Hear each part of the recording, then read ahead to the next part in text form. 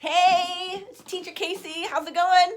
Got my cello here today. I will bust out my viola for just a little bit.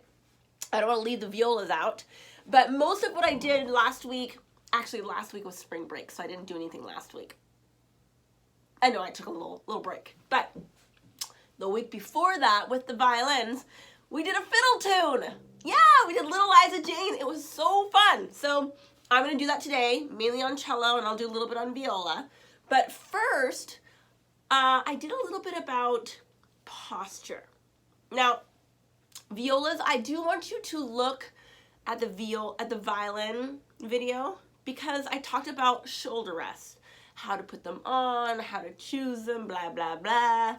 But it's really important that you're set up properly because we don't want your wrist sitting up like, You should be able to hold your instrument comfortably, and that way later you can really jam. Okay, for cellos. So I see all kinds of weird cello looks. Let's talk about how to set up. Okay, so first of all, I hope you can see me okay. What you probably can't see is my knees. Let's see if I can scoot back. So look at where my knees are. Do you see how they're, oh, there goes my bow. See how my knees are right below these little point? Yeah, the bouts are right below that. That's a good place for them. Now, I do see some students play like this. And I always say neck to neck, neck to neck. Bring the neck in to your neck, okay? Now, a good rule of thumb is this lovely peg right here. Bottom peg. You should be able to like clip your ear with it. Hello, peg. Right there. Put that lower peg right behind your ear.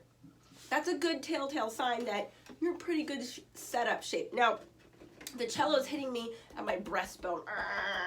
You know, where like people, I don't know, like you can lose your breath right there. You can feel your chest bones.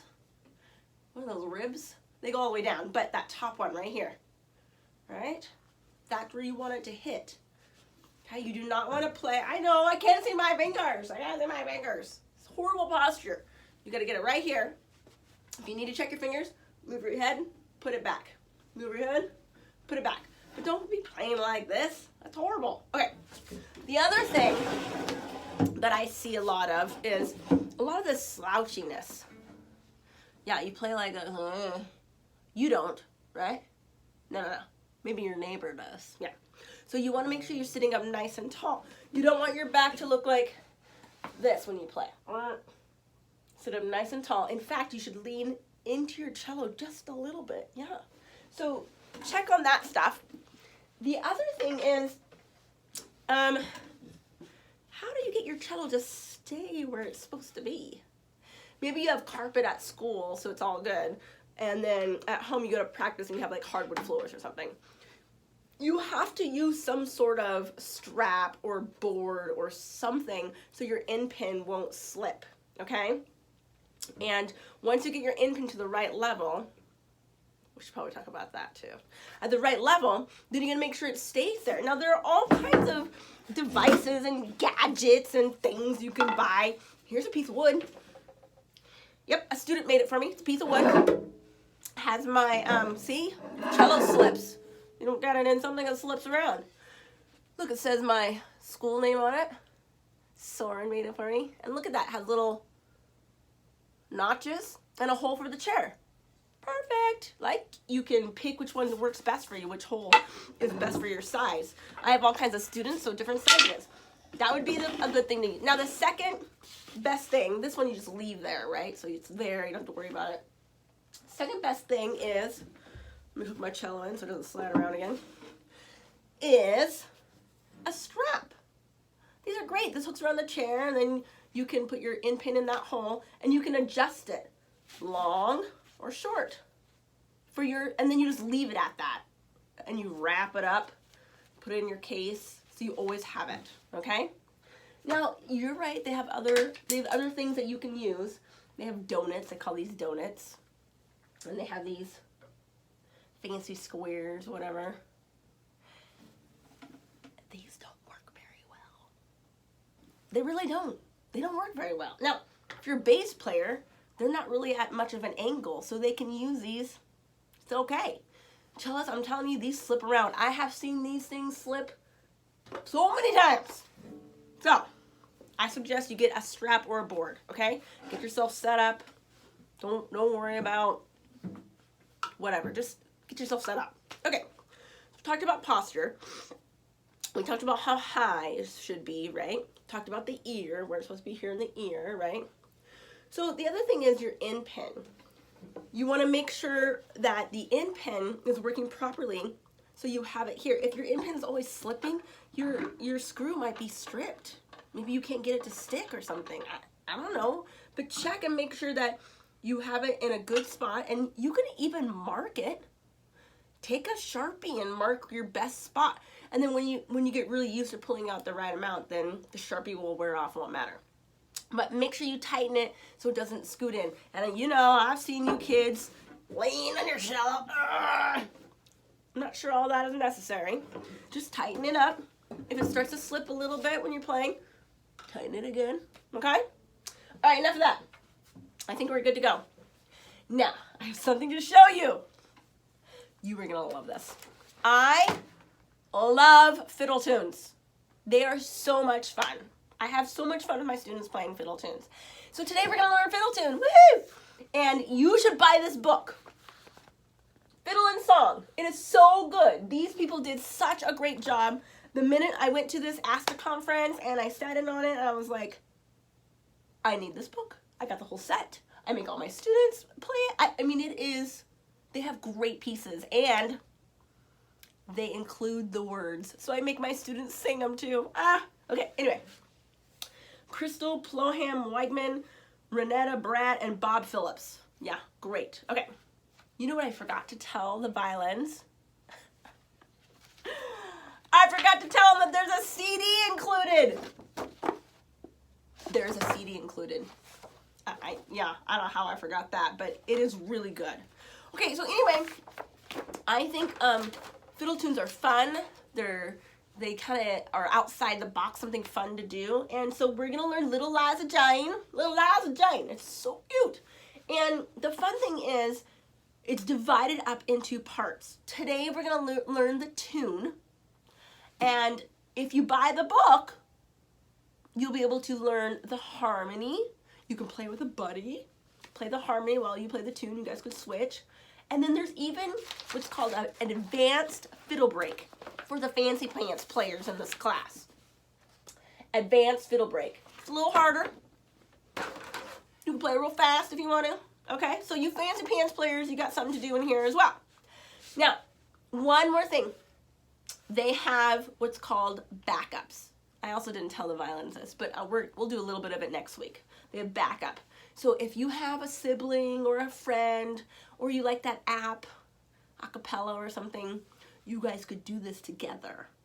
Like one of them could play the tune while you play the backup, and then you could switch. You play the tune and they play the backup. Anyways, the options are endless. You just gotta learn it and buy the book. You're gonna love it. Okay, so we're gonna start with the first four measures. So find F sharp on your D string.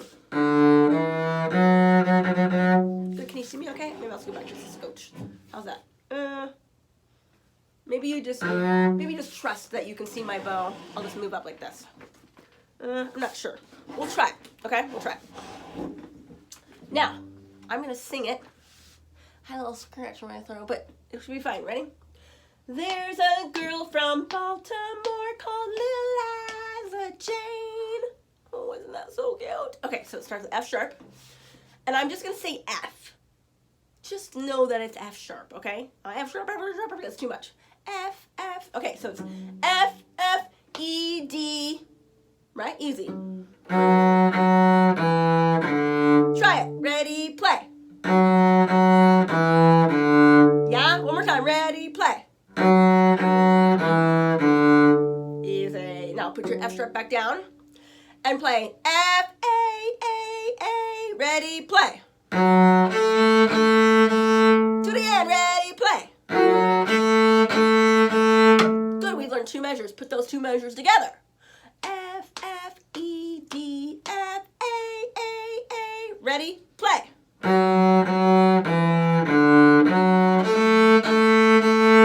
Now, if that's tricky, put me on pause. That's the beauty of this video. Put me on pause. Practice it a little bit. Get it better. And then come back. Okay. Now, measure 3 and measure 4. B, A, F, A. It is F sharp. B, A, F, A. Here we go. Ready?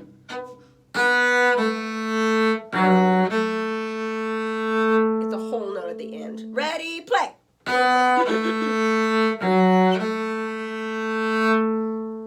So cool, right? So let's put together measure 1, 2, 3, 4. Sounds like this. Ready, and.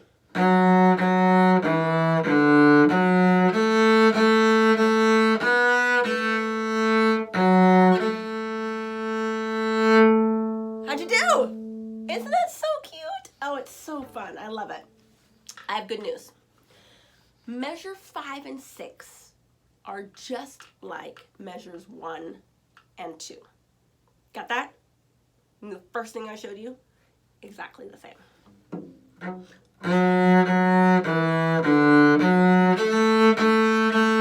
Same, but measure 7 and 8 are a little bit different.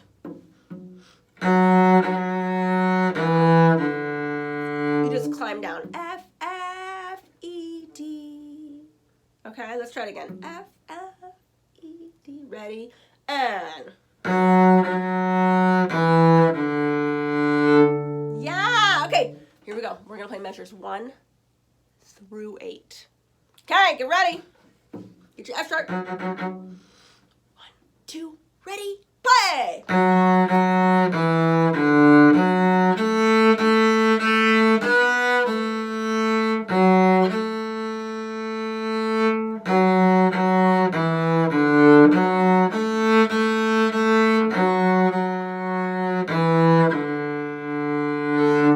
Yeah. Okay, so I thought I'd play just a scooch slower. Some of you might want to play with me a little bit slower. That's fine.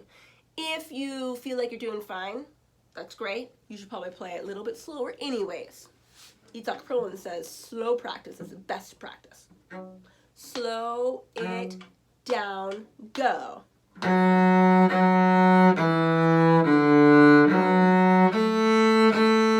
A, F sharp A. 2, 3, 4.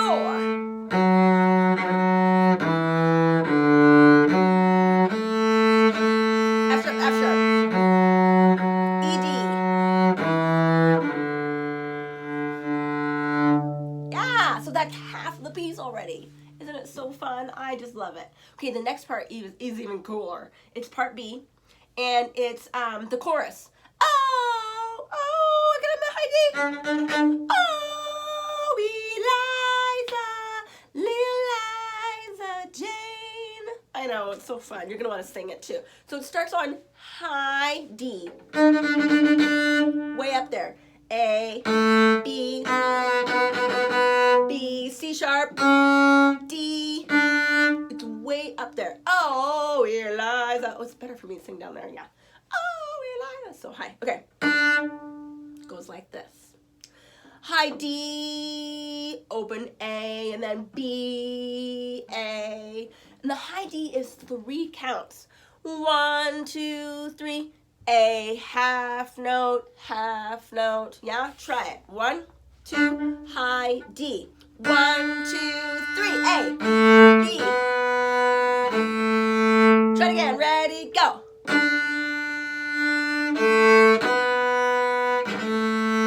How'd you do? Okay, and then the next part is B, A, F sharp, A. Try that.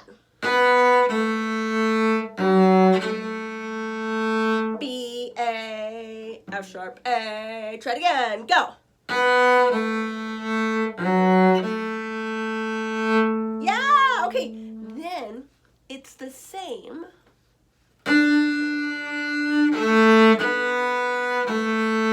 And now you climb down the D string. F sharp, E, D. Got it? So the first time is Or second time. But it always starts with the high D, okay? Let's do it. Here we go. High D. 2, ready, go. 2, 3.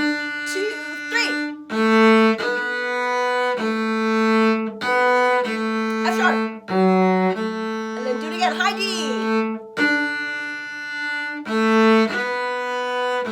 F sharp, F sharp. Climb down.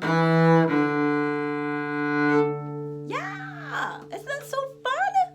Okay, so the beauty of this video is you can pause me anytime. Practice it, listen to me again, practice it, and then come to this part. What is this? 15:45, and play with me all the way through. Here we go. Little Liza Jane. 1, 2, beginning, go.